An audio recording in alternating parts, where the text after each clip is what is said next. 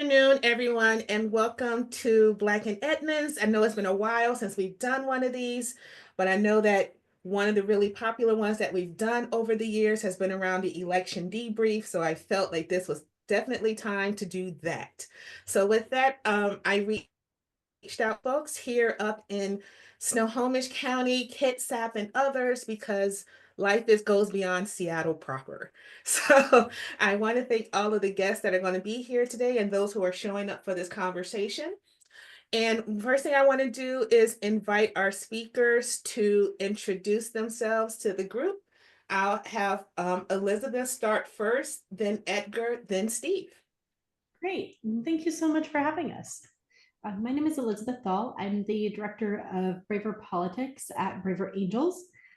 Braver Angels is a national nonprofit organization dedicated to bringing people together across the political divide and helping them find common ground and have healthier conversations with each other about politics. I do that specifically primarily for elected officials, candidates, and their staff members all over the country. Thank you, Elizabeth. Great to see you. Edgar. Wonderful. Hi, everyone. Thank you for joining us. I'm Edgar Longoria, he, him pronouns, and I work for Entre Hermanos. I'm proud to serve the organization as executive director. Entre Hermanos serves the Latino LGBTQ community across Washington, and our office is located in Seattle. I'm a resident of Snohomish County. I've been living in Snohomish County for about 7 years and in the Seattle area for about 21 years now. So I arrived when I was, well, that'll give away my age. So we'll save that for another time. I'll pass it on to Steve. Great. I thought you were going to say you arrived when you were 3, and that explains it. Good afternoon, everyone. Steve Woodard. I have the honor of having a couple different responsibilities. I'm a executive for a local nonprofit in human services, and then I also have the honor of serving as an elected official for my city, where I serve on the city council. All of those take place here in Snohomish County. If you know who I am, you know the locations, and if not, and you're wondering why I didn't just tell you where, it's because I think right now people need to show up as themselves, not as titles, not as big responsibilities or what have you, just show up as yourself. So today I'm coming at you as Steve. That said, wonderful to be here. And thank you for showing why I wanted you to be a part of this conversation. So with that, let's get started.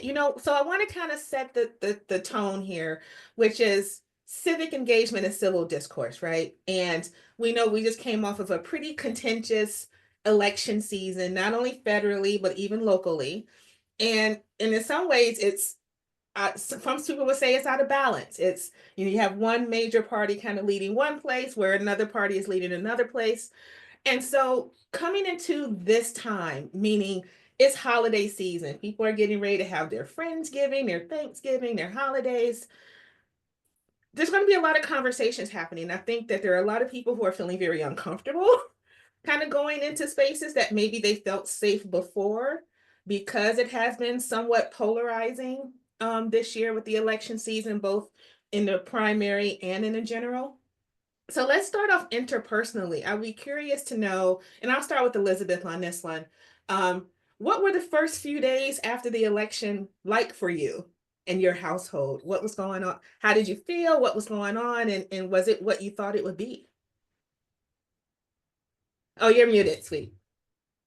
Whoops. One of these days, I will remember that we have to unmute ourselves.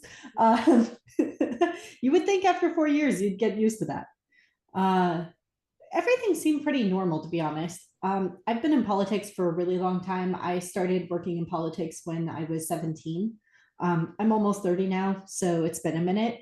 And thus, I tend to be pretty even-keeled when it comes to election results.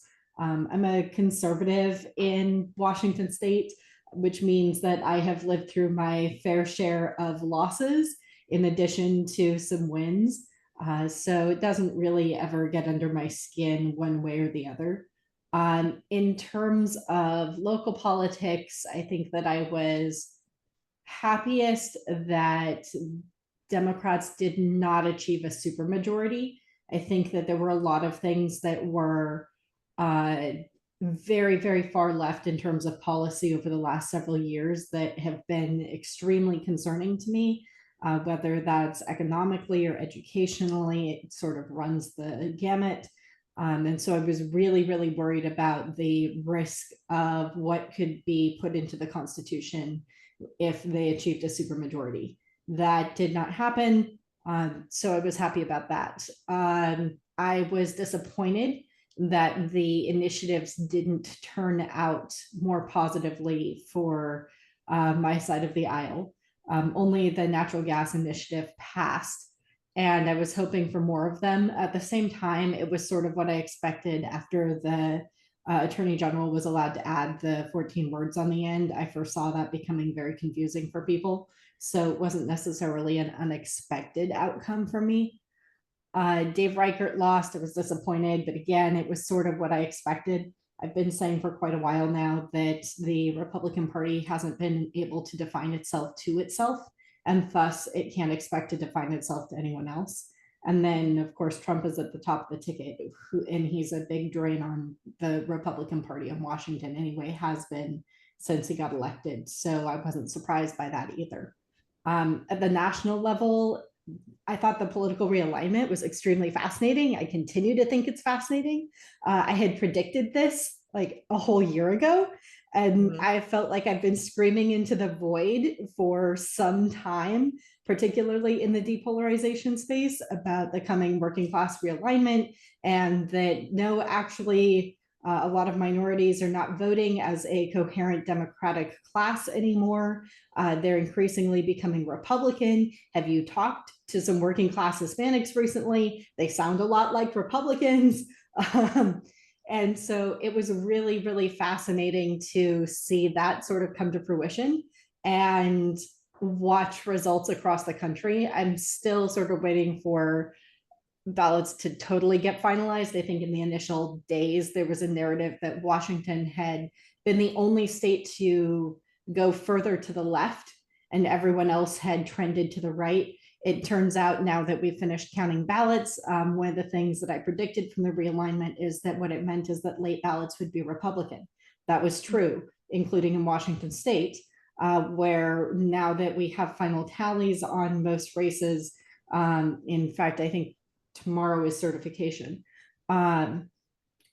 We trended less to the left than everywhere else or less to the right than everywhere else in the country, but we ended up with like a 3/4 of a point shifting right still on a statewide basis.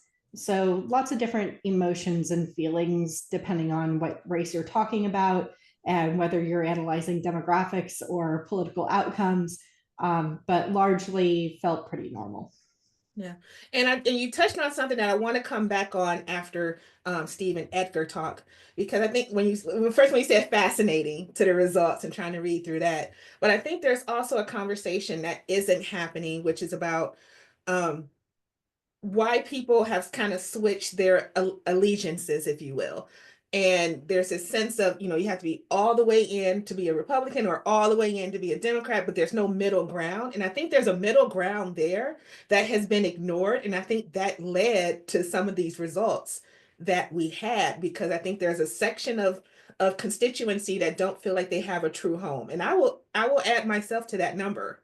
Is I'm not far left and I'm definitely not far right, but I'm somewhere in that middle space. And I think that there wasn't a lot of conversation had for those that are finding themselves in that middle space. But we'll come back to that because I think that was really interesting the way that you brought that up. Edgar, same question. Thank you. Yeah, I think for me, those days after the election, I'm still processing. It's a lot. It's a lot to process the changes that are coming, what those changes may look like. Just that night, sitting, watching the election results come in, were shocking. For me, it was shocking to see the Latino vote sway the way it was going, and some of my disappointment with my own Democrat Party. Some of that frustration and some of the things that I felt like they could have pushed a little bit harder on. I started to see why some Latinos were throwing their hands up and, well, let's give this guy a shot. and that was the part of me that resonates with my Latino heritage. But then the part of me that identifies with my community, the LGBTQ community, my heart was broken for all the young people out there that just want to be themselves and live their lives, and also for LGBTQ immigrants who have arrived in this country as asylees, because they can't live their lives in their countries because of violence. And I'm talking about Central American countries where, like Honduras, where trans women in Honduras don't die from natural causes. They don't get to live a life. And that to me just breaks my heart, that the US, a place where I went to public school, where my parents are Mexican immigrants, a place that I grew up thinking America is amazing. It's a country of opportunity. It's a country of democracy and merit. And so as I've continued my personal growth and development over the years, I've come to see some of the cracks in democracy, and some of the places where both parties have let us down. Except on the Republican side, Trump is saying the system is broken, we got to fix the system. And on the Democrat side, we weren't hearing that same trend. It was a party of more of the same. At least that's what it felt like in the media. Yeah, so lots to process. Disappointed in the Latino vote, disappointed for LGBTQ communities, frightened for them.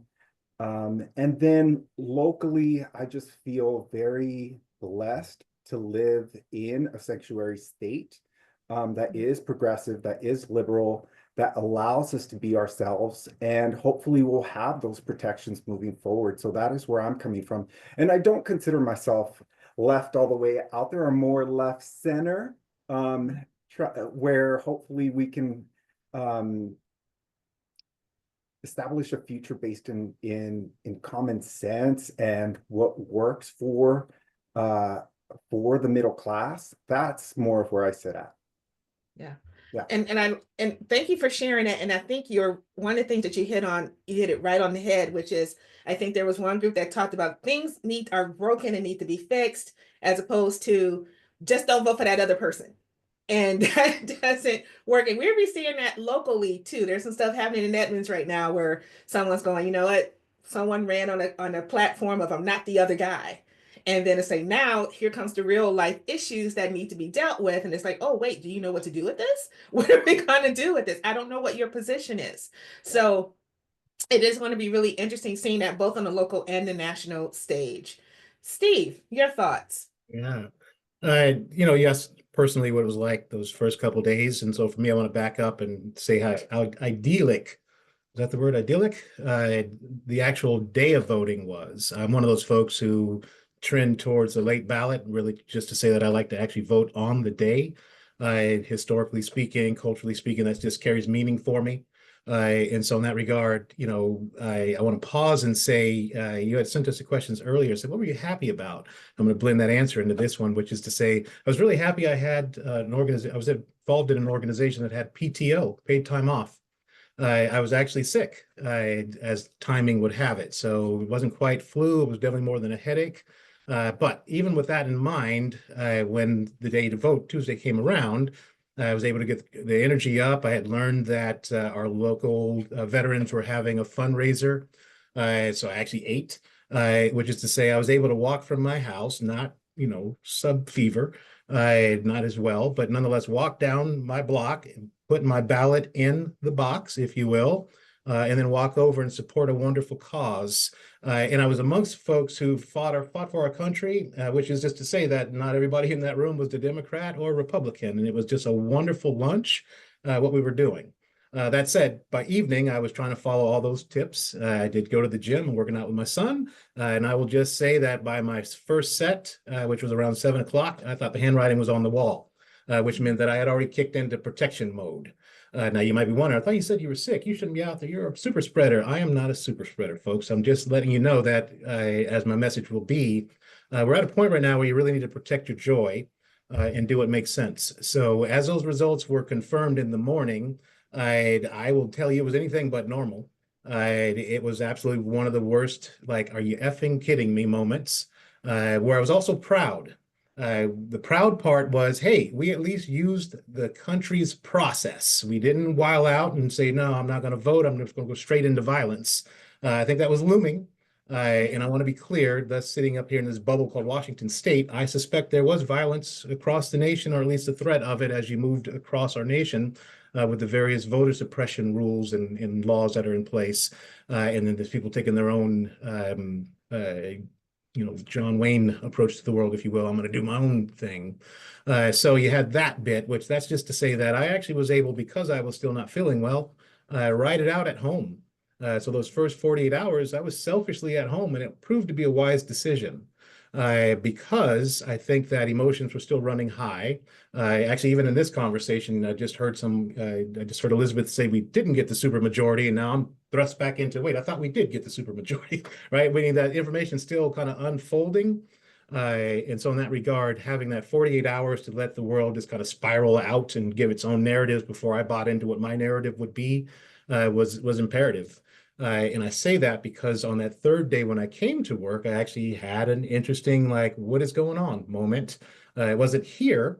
It was actually in a bank, a local bank. I went to go see one of their executives. And the long and the short is I asked for this person, and a completely unrelated person, because the person I wanted to see wasn't there, laughed. And it was like this, what just happened? Are you laughing at me? Are you laughing at the moment? You laugh, what's happening here? Which is just my way of saying, had that happened in the first 48 hours, I hate to think how I would have just presumed what he was laughing at.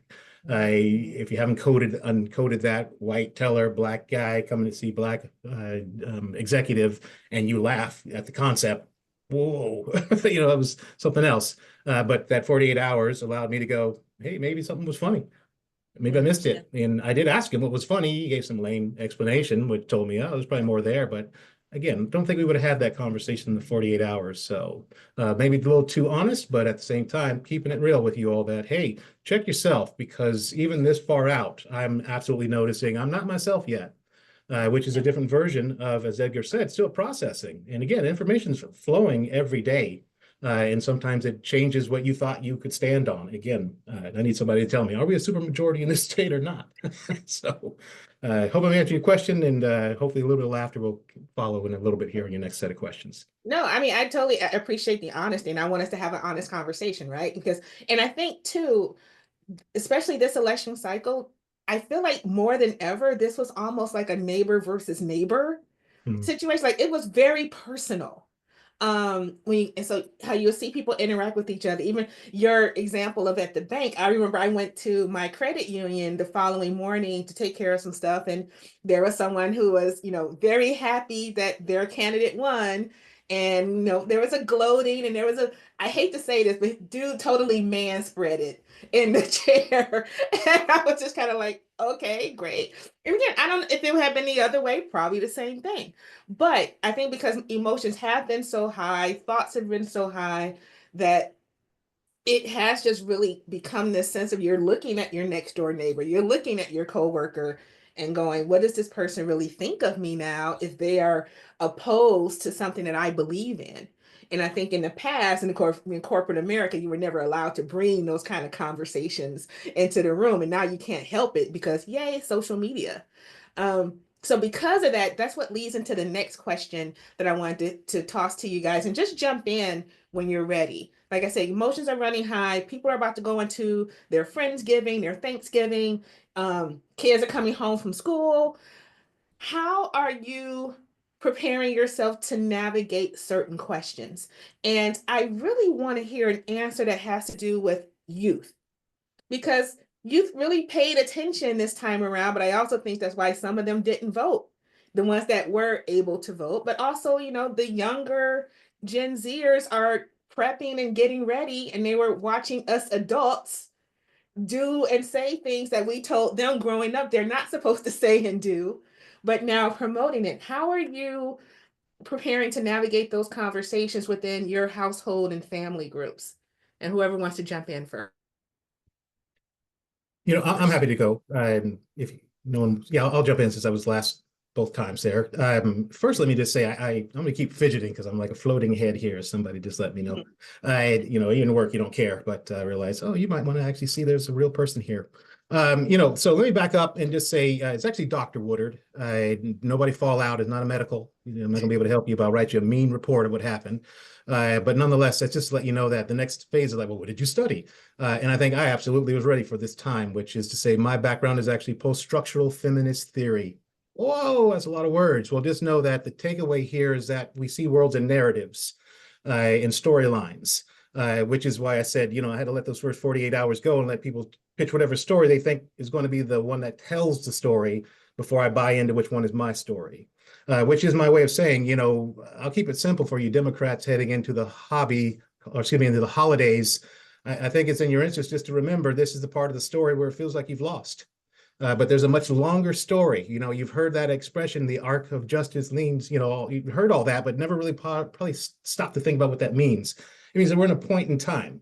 Right. And that's just to remind ourselves that, yes, right now it might seem bleak, especially as more information is coming out, nominations are happening. The way we're handling it is using the word troll. That's so that you can feel calm, right? Some of you know what that means. Oh, he's trolling us. These are serious matters being discussed, but we've turned it down to this internet, this play game, right? We're just being trolled right now.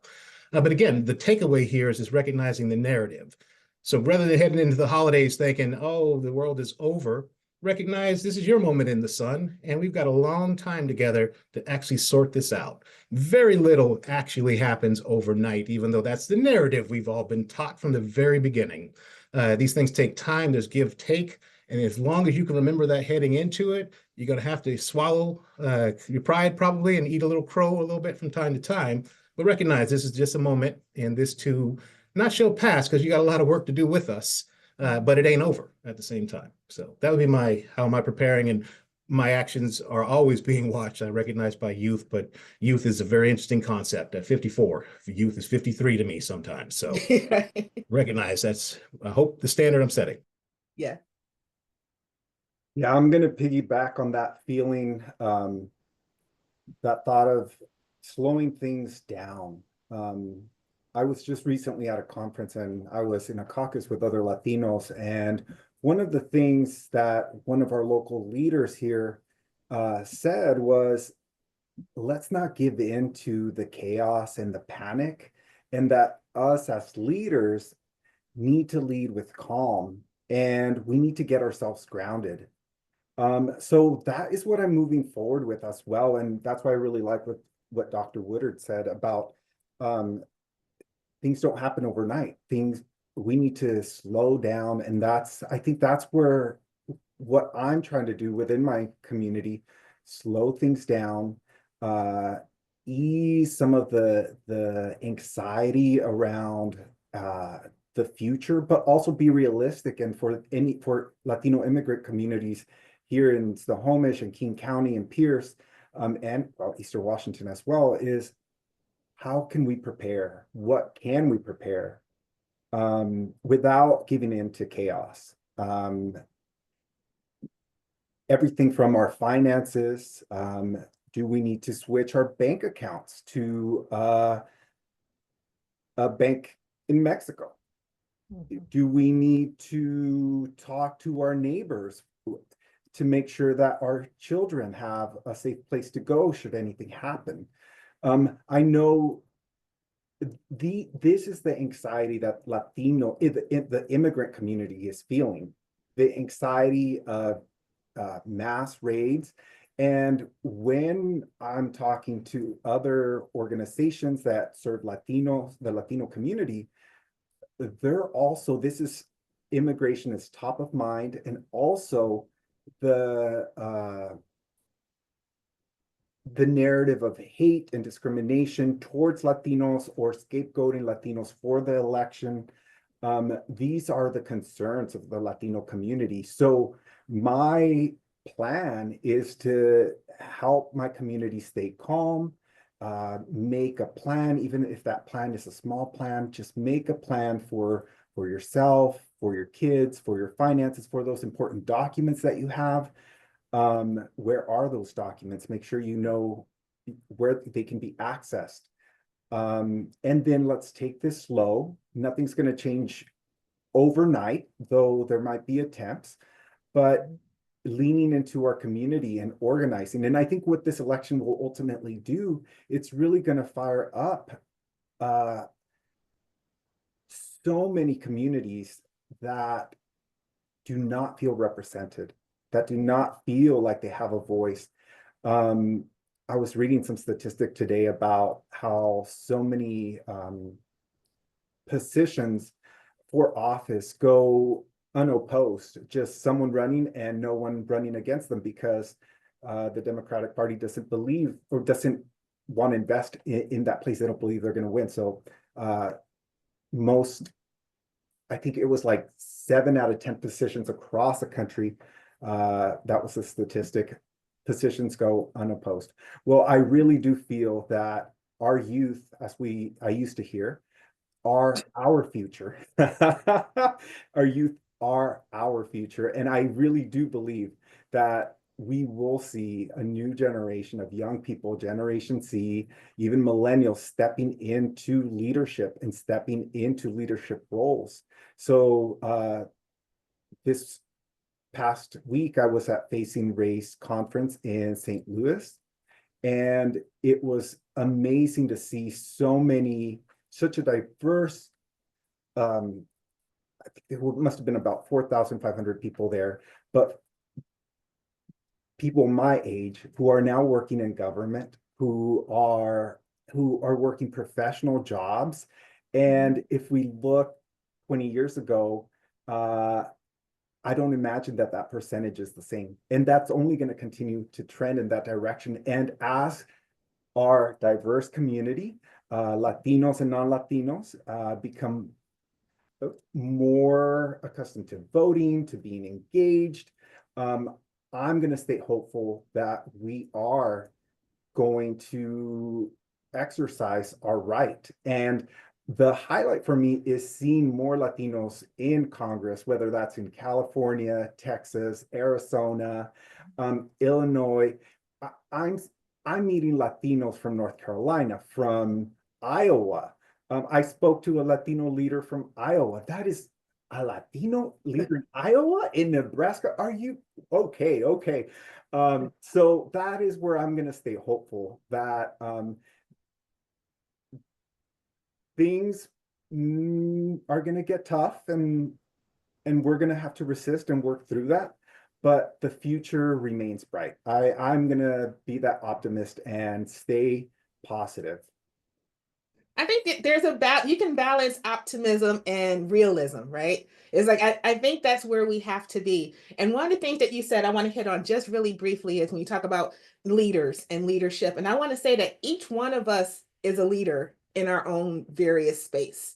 And so one of the challenges that I put out to people when we're having these kind of conversations, when they're like, well, I'm waiting on my leader to do this, I'm waiting on I was like, well, what about you?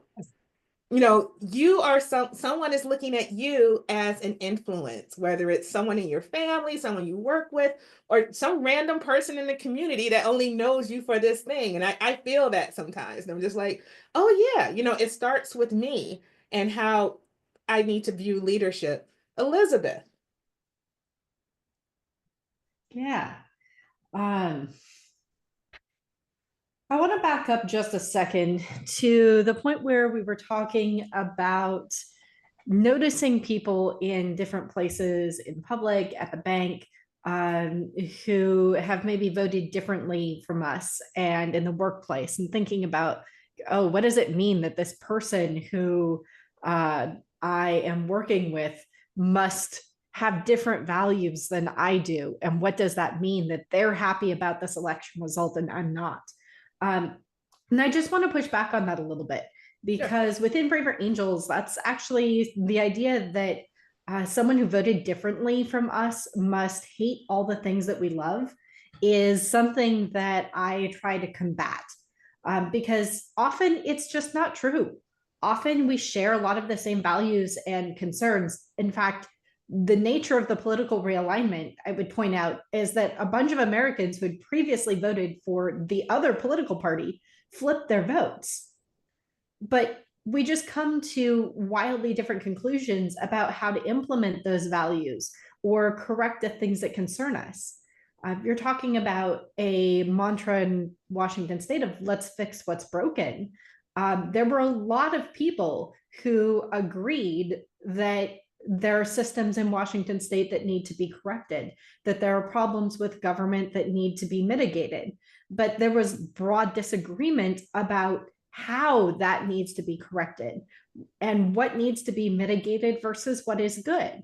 And that doesn't mean that we necessarily have vastly different ideas about people's human dignity or what rights people should have. It mostly means that we just have different ideas about how to implement government programs and what is actually beneficial or not beneficial to people. I am more of a free market conservative. And so I find myself interestingly on the outs with a lot of my own party that has become much more populist. And they agree on economics with a lot of democratic ideas that I just think aren't helpful to people. I don't hate the things that other people love. I love those people too. I love better outcomes. I just disagree about what those outcomes are going to be. And that's why I have a different approach. And so I think we need to be careful when we're evaluating people's emotional responses to an election and feeling like, oh, it's a bad thing that they're really happy about this election because this must mean they're upset at me, or this must mean they have some really extraordinary, hateful, bad difference from me. To be like, or maybe they're just thinking about this a little bit differently. And it's okay to be happy when something happens that you like, and it's okay to be sad when something happens that you don't like. It doesn't mean that you have developed enmity for other human beings, and it shouldn't mean that you have anger or contempt for other human beings. Now I'm going to jump into talking about family a little bit. I'm in a weird position, which is to say that I have a tricky relationship. I've had a challenging relationship with my parents for some time. They are more reactionary Republicans than I am. And that means that they are much more Trumpy, much more populist in some sense than I am. I would call them default Republicans. They both grew up in North Dakota. That was the sea they swam in. Much like a lot of Democrats here aren't necessarily Democrats because of a particular philosophy. It's just because that's what they grew up with. My parents are the same way in terms of being Republicans. I did not grow up surrounded by Republicans. I grew up in Western Washington, and I had to decide for myself whether or not I actually believed certain things and why. And so I came out of it with a much more secure epistemology. And that's led to a lot of differences between my parents and me. Also, I'm both inspired by and concerned about the youth, which feels weird to say when you're still under 30. I don't know that feeling anymore. I think I'm inspired by youth in some ways because there's an organization called College Debates and Discourse that's part of Braver Angels and Bridge USA, which we work very closely with, that has been creating debates on college campuses across the country and bringing students together to discuss some of the hardest issues that the country has to offer, to understand each other instead of breaking relationship with each other, and to hear a bunch of different perspectives and encounter actual ideological diversity rather than just continuing to be surrounded by the people that they agree with and echo chambered. On the other hand, I am really deeply concerned about a loss of epistemology. And I'm using that big word again. That just means our way of knowing what is right and what is wrong, essentially. the way of thinking about what is right, the way of thinking about what is true. And I don't think this is unique to Gen Z or Gen Alpha. I think that every generation has some group of people, particularly since COVID, that is guilty of it. But I see this particularly on the left among the youngest generations and on the right among, let's call it like 40 to 64-year-olds ish, if we're thinking about statistical demographics. There's a loss of in-person community and a replacement of that in-person community with random niches on the internet that are extremely niche and very ideological and very reactionary. And instead of having a belief about what is right and what is wrong, an epistemology that is formed by the community that surrounds them in person, by their friends, by their churches, by the activities that they do, increasingly I'm concerned that their conclusions about whether something is right or wrong, which side they should take on an issue, is formed increasingly by the internet groups that they follow. And that worries me immensely. My youngest brother, who I'm not going to name here, has sort of fallen down the anti-Semitism rabbit hole. And I still haven't figured out how to deal with that because he does not want to hear from his older sister how wrong he is. And because of our challenging relationship with our parents, he doesn't have an older in-person community. He doesn't have anyone that mentors him, that can help him understand where he is inaccurate in his understanding. He doesn't have anyone to expose him to a bunch of different sources and explain why his conspiratorial thinking is wrong from a perspective from someone that he trusts and respects. I haven't figured out how to deal with it, to be honest. We still talk with each other. There's the Braver Angels way always, which is incredibly useful in these circumstances.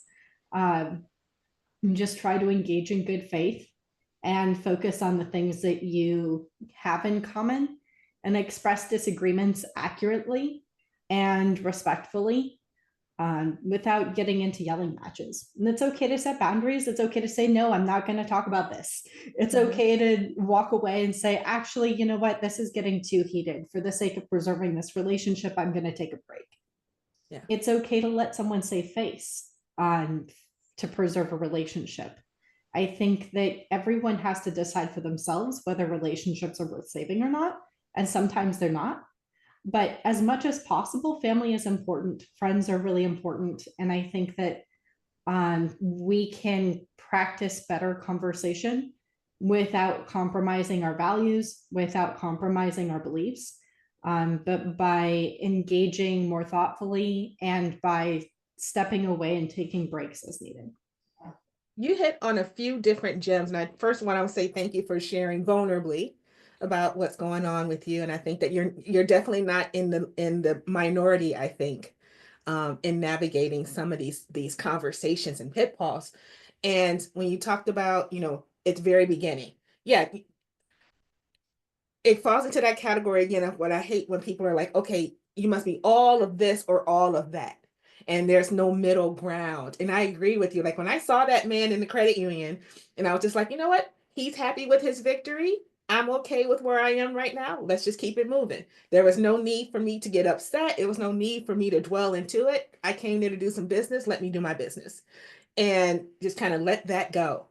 I think the other thing you said too, and it speaks really to me specifically, was around kind of loss of in-person connectivity and having come from running an organization for the past 2.5 years where that was really what it was about, trying to bring people back out and be connected to one another and finding ways to do that. I think one of the reasons why I was able to successfully help make that happen was that I made sure that we were trying to bring in various voices to the table. and it was, it's a Seattle-based organization, but it's regional. And I was like, you might work in Seattle, but you live in Linwood, or you work out of your home in Bellevue or something like that. So it's like, let's make sure that we're bringing diverse voices to the table, not only just geographically, but from a perspective, making sure that we have more than one perspective being discussed on a particular topic. And so being able to do that and bring people back out, I think that helped overall, and it helped me to be more of a broader thinker, of an open thinker. And then, I wrote something down here too about, votings happen, but you know what? You can still vote with your dollars. You can vote with your time. The election's not open. The election itself might be open, but how you interpret what that means for you is just starting. It becomes part of who you are kind of going forward. And so I'm just really happy that we're able to have a safe space and a forum to talk to things about this, but especially when you hit on the social media internet piece. This is one of those times where I think I'm happy that I don't have children because I'm just like, oh my God, I don't know how I would navigate this. I'm already, debating with myself growing up as a kid, being told you're not supposed to act this way or you'll never become anything. And then you see someone that did all those things and now they're ruling and they're leading. I'm like, wait a minute, this is not what I was taught. This is not what we were taught. So I can only imagine what youth are saying now to their brothers and sisters and moms and dads and grandmas and going, wait a minute. So does that mean I can go wild now? And just as long as I have someone that likes me enough, or I'm on a particular team, that I can do this permissively. So I can only imagine what these conversations are going to be like, during this holiday season and people getting together. I am spoiled in a way, and I consider it spoiled now, that since I didn't grow up in a large family, I kind of get to pick and choose where I go for the holidays. I get say I'm going to go to this person's house or this family's house because I know that they're not going to dive into all this kind of political rigmarole. They're just going to play cards and watch football. Yay. So so that's where I'm going to go. But not everyone has those choices, right? No one has, all that. That's just the way that I choose to look at it. I now want to go into one other thing that I want to ask you guys about, and I'm gonna start with Edgar on this one. And you already kind of touched on it already, but what are some advice or practicals do you have for those preparing to go into these kind of conversations, especially coming from that conference you were at Facing Race? And one of the things I want to kind of lay down too is that I know we've kind of talked about race significantly in this conversation, but I think when we talk about diversity and kind of going into these spaces, that is beyond that. Diversity isn't just race. We're talking about, sexuality. We're talking about gender. We're talking about socioeconomic. There are people that have grown up poor that are like, wait a minute, I don't understand this part of why this policy is better than this. So I think there's a lot of education that is being forced to happen one way or the other to kind of talk about these pieces. Edgar. You're hitting on something that I've been thinking about, and especially coming from Facing Race, which is a racial equity conference. One of the problems of this time, and Elizabeth was hitting on this as well, is how intellectualized some of these conversations have become, that they're not accessible to regular folk. When I think about my extended family, when I think about folks I went to high school with, and we're using terminology that just doesn't fascist. What does that mean? 10 years ago, I had to look that up. I had heard the term and had an understanding of it, but we see on TV, on the news, these terms which mean absolutely nothing to a lot of people. And as someone who has learned English as a second language, when I would hear terms that I didn't understand, I would just make something up as the definition for it. And I ran with it until down the road. Oh, okay, well, now we'll fix that correction. We'll fix that definition. And so the debate around politics in the US has become so intellectualized, especially on our side, on the Democratic side. So intellectualized. Some of these words, we need to keep things simple. The message easy to relay, easy for people to understand. Is it at a fifth grade level of understanding so that we can all talk about this? Or do we need to educate? And I'm on the side that if we can't have this conversation at a very basic level, that is a problem. We need to be able to have conversations that don't require us to have a PhD. And so when I'm working, collaborating with folks who are using these very niche language, we're going to leave so many folks out.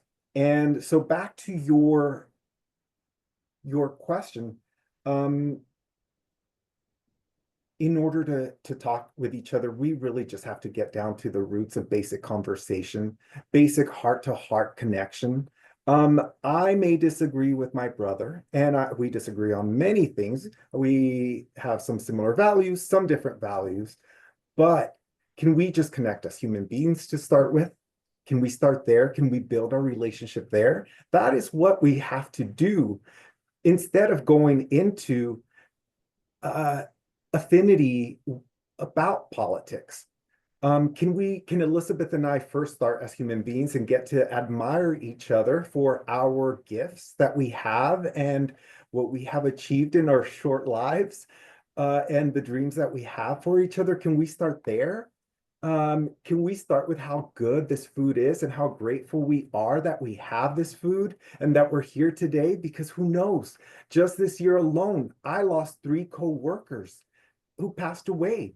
I never imagined that I would not be able to call them up. So just that gratitude, that feeling of connection, and putting politics aside for a minute. And if we're going to go there, if we're going to go to politic conversation, let's keep it simple. Let's throw away all this fancy language and let's just connect.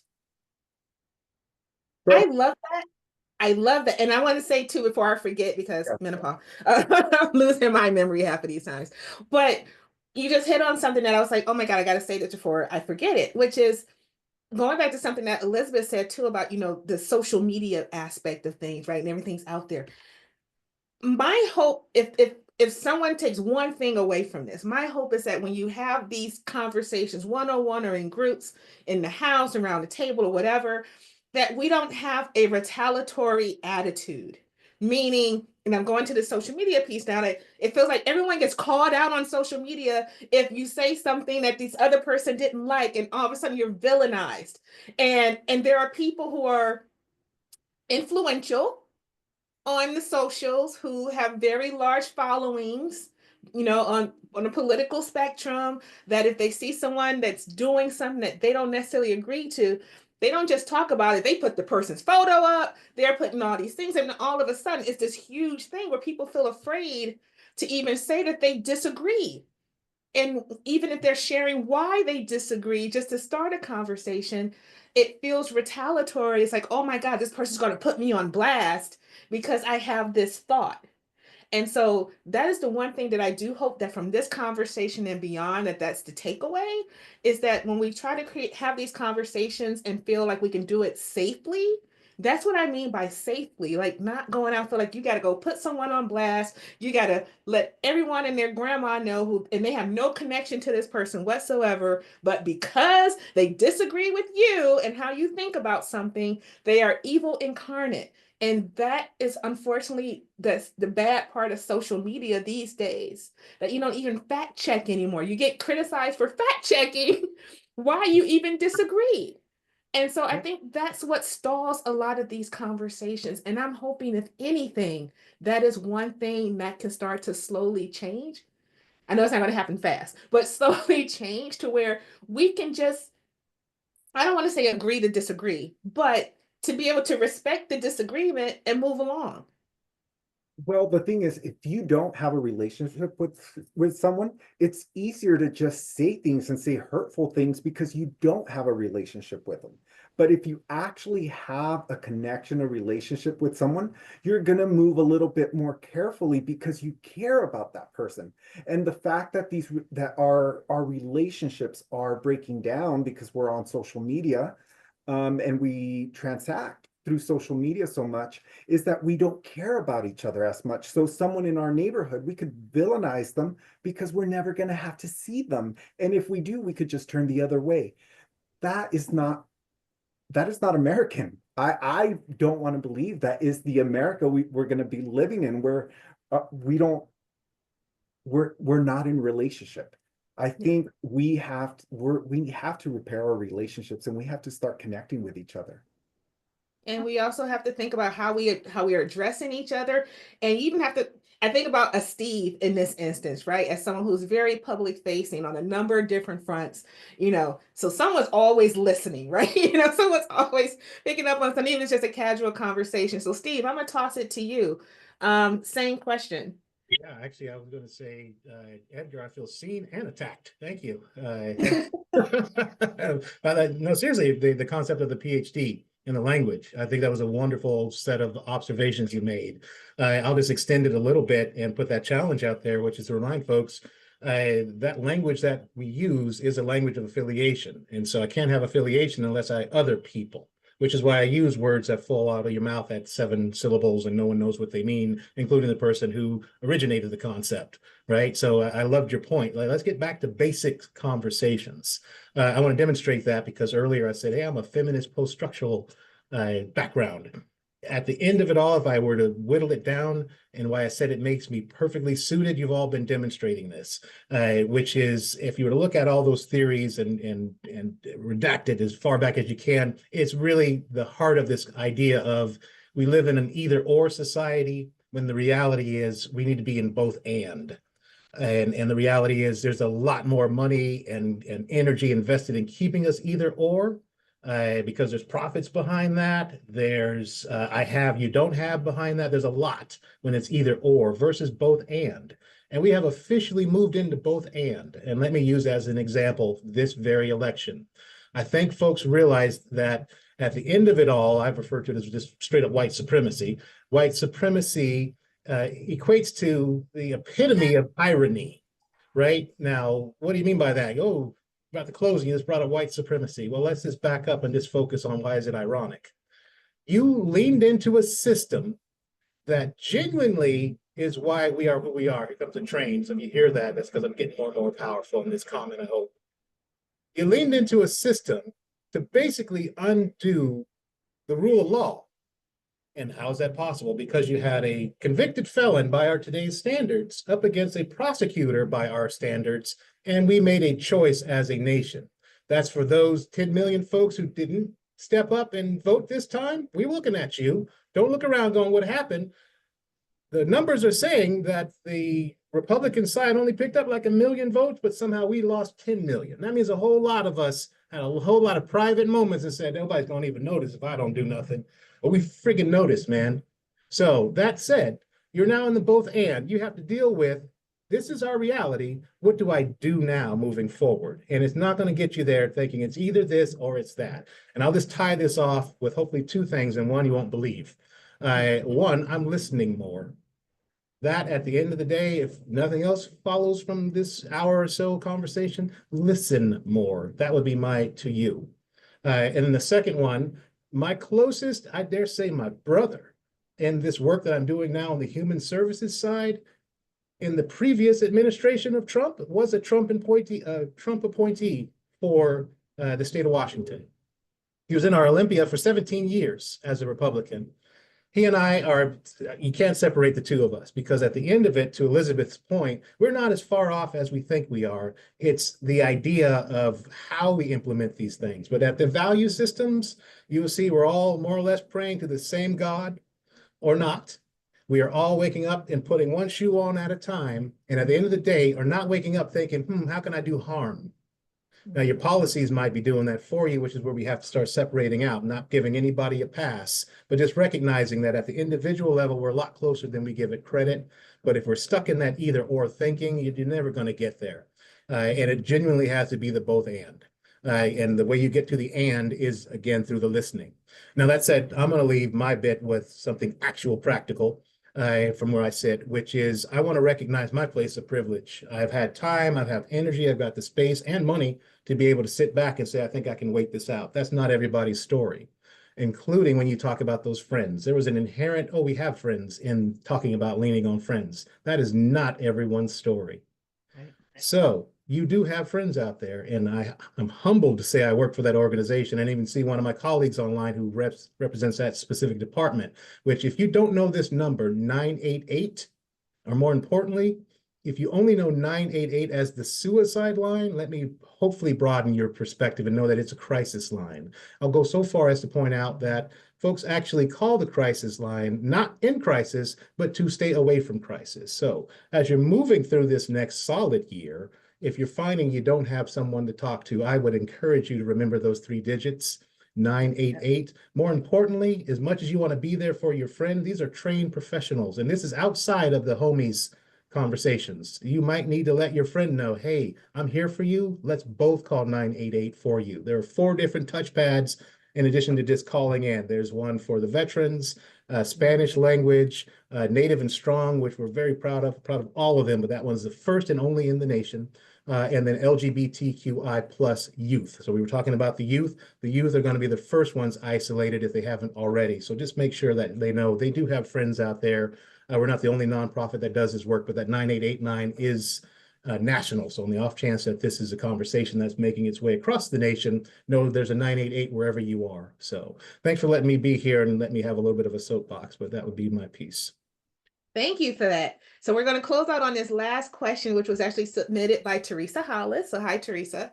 So she says, I have some time and energy to devote to making my community better and fighting the bad policies from conservative elected officials that might affect me and my family. I'm a progressive. What organizations do you recommend that I look into because you think they're especially well positioned to be effective in the next 2 years? And we can flip that to the other side as well.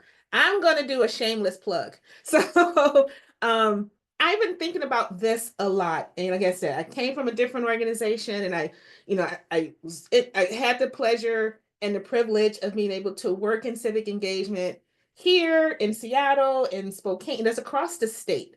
And I just had a really great education around what civic engagement can and should look like and where are some areas that it needs some help.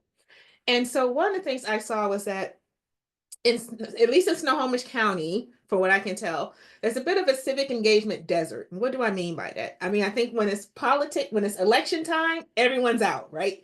But there isn't something that's happening throughout the rest of the year and the rest of the time that's helping to bring people together. And so there are groups that are doing that, but they're so siloed and so kind of spread out that they're not kind of coming together because we're all trying to I think in some of these cases, they're trying to reach the same goal, but everyone wants to do their own thing, which I guess can be fine, but you're not reaching the number of people that we have here. And especially coming out of this statewide election, I was like Snohomish County North, and I'm going to include Kitsap, Island, Skagit, and Whatcom. There's like 1.3 million people that can affect what happens here locally, regionally, and frankly, nationally. But we're not kind of organized together. So somehow in the course of a month, and I did not plan this, it just kind of happened. I went from having this idea of, can we create a hub to create more civic engagement? Because I think and safe spaces for civil discourse, because we're going to need it. Even just coming off of this conversation. So I started a nonprofit and it's called the Northwest Washington Civic Circle, and several of you on this call have already kind of signed up and said, this is a great idea. Actually, I blame some of you for me going, hey, I have an idea no, you should make it happen. So I made it happen.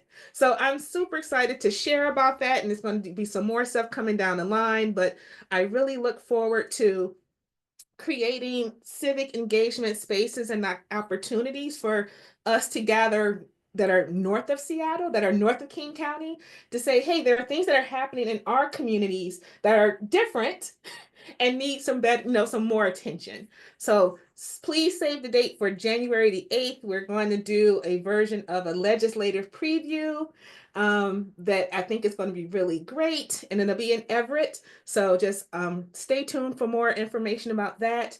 But with that being said, I'm hoping that the Northwest Washington Civic Circle will be one of those kind of organizations that goes to Teresa's question around what can we do to kind of help move things along, and also just be in community with one another. Because I don't want this conversation to just go away and then nothing happens for another 2 to 4 years. I think that we are all positioned and have the energy and the desire to create those spaces for civic engagement. So with that, I'm gonna go back to what Teresa's original question was. If you want to put something in the chat, you can as well. But if there's organizations off the top of your head that you feel like people could become a part of, please share. I'm gonna say one is Braver Angels. I think so. Listen, and I think more people have started to learn more about Braver Angels through Monica Guzman. But Elizabeth, tell us more. Yeah, I think that a great place to find connection is Braver Angels.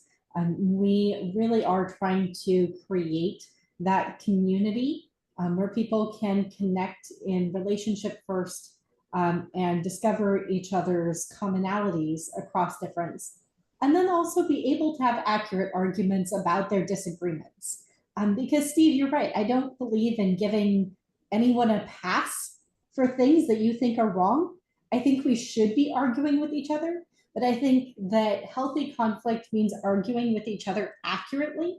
And often what happens when we fail to connect first and when we don't really know each other is that we're just arguing with stereotypes of each other that aren't based in the actual thing either one of us is trying to accomplish.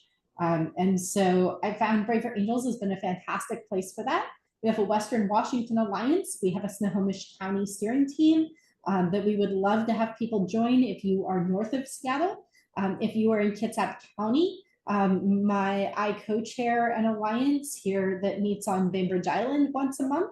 And we are working on kicking off steering teams both in Olympia and in Bellingham. So lots of movement happening, and we would love to have you join us. We actually have a welcome social coming on Zoom on December 10th at, I think it's at 7 p.m.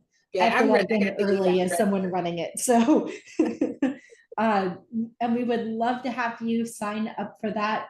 It's a great place to learn skills for healthier conversations and a great place to just build connections in your community with your neighbors who can be there for each other and care about each other as friends first and foremost, because I think that's ultimately how we end up depolarizing our political differences, is by finding each other as individuals and as friends.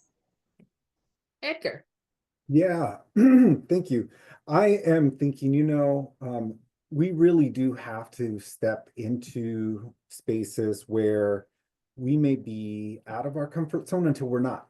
And with that, I will say Entre Hermanos, where the organization that I lead, we have a very uncertain future because we will see what the next 4 years will look like, but we serve a lot of LGBTQ immigrants from Latin America, folks who are just looking to live their most authentic lives, to be free, to not be persecuted for who they are. And if you guys would like to get in touch and support us in any way, I don't know if we will be serving food, if we will be trying to find a place for someone to sleep, but we will definitely need community to support us. With that said, I also want to throw out there a couple of organizations that I admire. One of them is called Open Doors to Multicultural Families. This is an organization that serves a diverse range of immigrants from Ukraine, from Africa, from Latin America. And the thing when I was a kid growing up, I fell in love with this country because it was a melting pot. It was a place where I went to school with kids from different places and different cultures. So it's made my life journey very exciting. And I've been able to learn from so many different people. And so this organization opened doors to multicultural families. It's just a beautiful place where people get support. And so I'll throw that name out there. And then one more is called the Washington Association for it's called WISN. Washington, I'm just going to put the acronym out there because I'm working on that A. And it's WISN.org. I will put it out there. Yeah. Thank you. And Steve. it looks like I get to bring it home. All right, I'm going to go a different direction. I mean, I think we can name a lot of different organizations. One that I just recently learned about, Civic Genius, where they, brought in a wonderful set of speakers who were actually on the original either side of the negotiation table to end apartheid. Which, yes, young folks, apartheid ended in our lifetime. And those folks are still around to tell the lessons learned. And again, it began with listening, doing a lot more listening. That said, though, to kind of answer your question about groups, I would actually come at it a different way and say, I having gone through a lot of different schools, I'm in a lot of spaces, and you find history in front of you. One, you've been sold a bad Bill of Rights. You think history's boring. It's anything but. But I was just going to say, a lot of times you're looking at this in present tense and thinking, how did they know that this was a moment that we're reading about them now? I'm going to pause and say they didn't know. And what I'm going to let you in on is that you're in that moment again right now. So rather than looking for other groups, I'm going to encourage you to do what Alicia has done here. Create, right? It was an idea. She said she's going to blame some folks, but the reality is it started with an idea. I see one of my EUUC folks on the group, and we had this wonderful tale this morning about an idea, and people wanted to hide the idea, but what happens when you embrace that idea? And it ended with, you changed the world. It was such this lovely story for children, very accessible, but very pertinent to what we're talking about right now. This is the wrong time to be sitting back waiting on somebody else.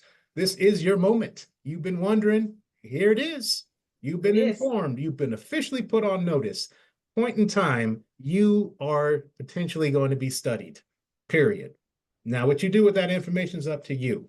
I hope, as you've been hearing, you join in community and that community is diverse, very diverse. So it was wonderful to meet you, Elizabeth. Great to see you again. Edgar, I'm sure we've been in the same spaces, brother. And of course, Dr. Crank, always wonderful to be around you. Well, thank you all for being on this conversation today. Everyone that joins us live, thank you so much. This is recorded, so we will have it online for sharing shortly. And I encourage you to share it with others. Go back and listen to some of the things that were said. If you registered to watch this via Zoom, I will follow up with an email with some of these links and connections that we talked about.